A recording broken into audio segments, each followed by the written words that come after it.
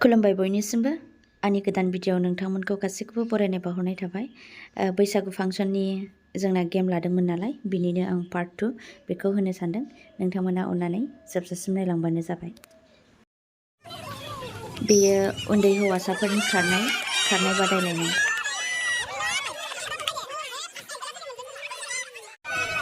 एबारना उन्दै हिनजावसाफोरनि खारनाय बादायलायनाय।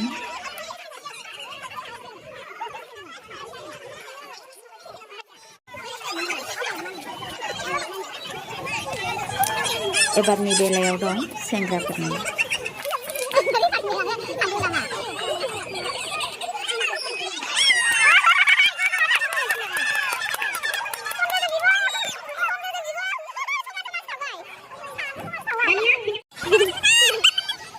एबारना जाहैबाय सिख्लाफोरनि।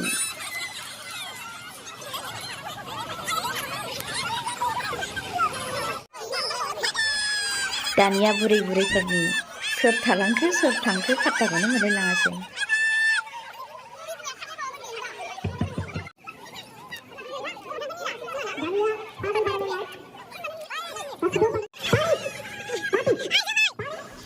एबारनिया हा दै खेला माथि पानि। बेखौ उन्दै गेदेर गासैबो मोनसेयावनो होदों, मानो होनबा जोंहा समनि आंखालमोन नालाय खेबसेनो खनसेयावनो लाखाजोबनाय जादों आरो गेदेर उन्दै।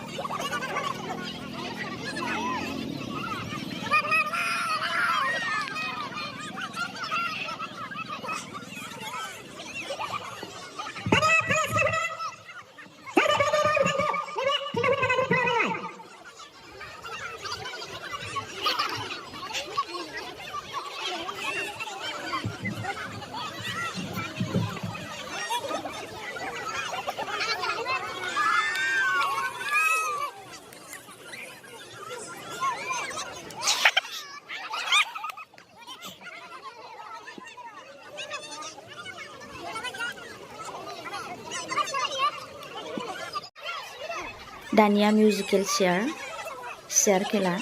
बेबो बोराइफोरनिबो बुरैफोरनिबो गथ'फोरनिबो गथ' गेदेर जाबाय आरो मिक्स जाबाय, खनसेयावनो लाजोबखाबाय।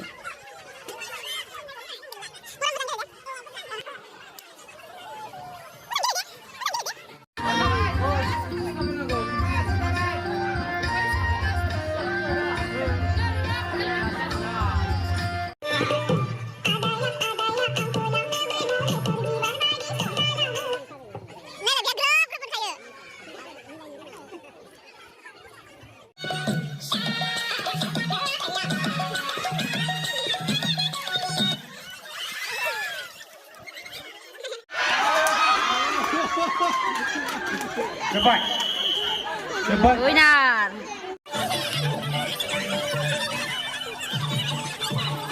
सेंग्राफोरनि दिरुं बोलायनाय